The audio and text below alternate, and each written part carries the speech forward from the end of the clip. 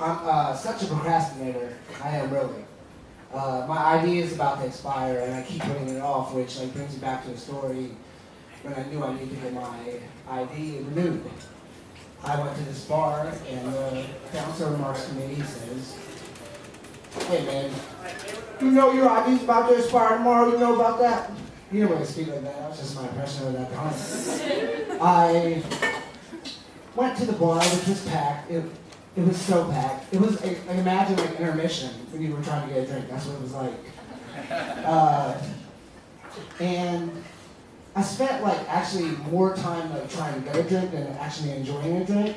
But during this like time, I built up such, like the water in the well like rose up, so I had to piss so bad.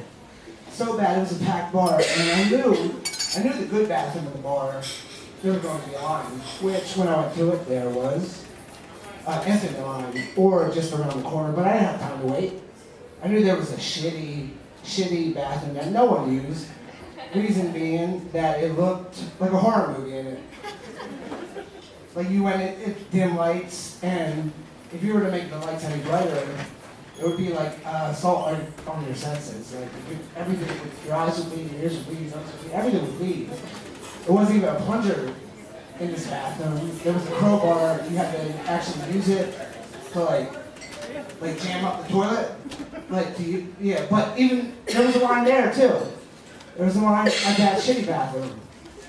And I'm like, ah.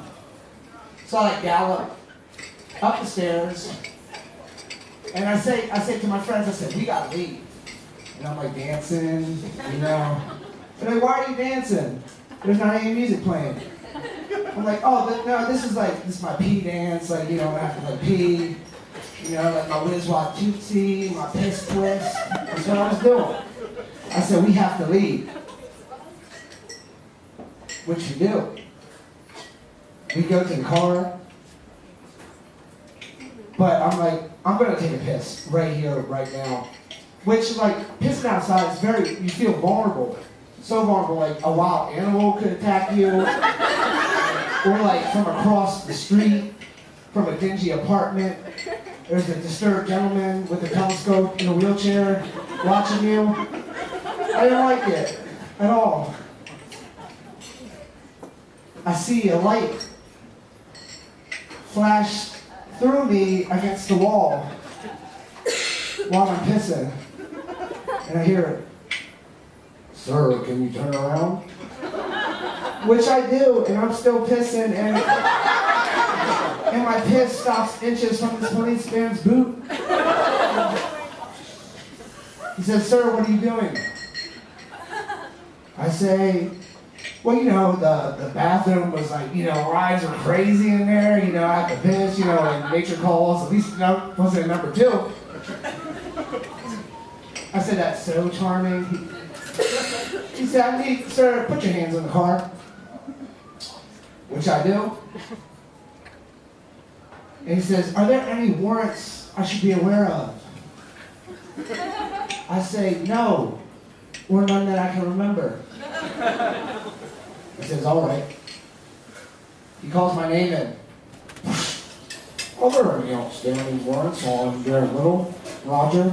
I don't know if he said Roger, but I'm just imagining that he said yeah, there's a public drunkenness on St. Patrick's Day of last year. He says, "Sir, can you turn around?" I do. He says, "What's this about public drunkenness on St. Patrick's Day last year?" Public drunkenness? That's probably why I don't remember. "Listen, you have 2 days to pay that, or I'm gunning for you." "Oh, thank you very much. Now go, and put your penis away." It was out. It was embarrassing. So I look at my ID, and I'm like, oh shit, like that address on my ID is actually like my grandma's. Like that's one of the reasons I had to change my ID. So I try to call her, she doesn't pick up. So I race to her place, like devising a plan. "Hey grandma, just tell the police that we had a falling out, a fist fight for the ages." get to the door.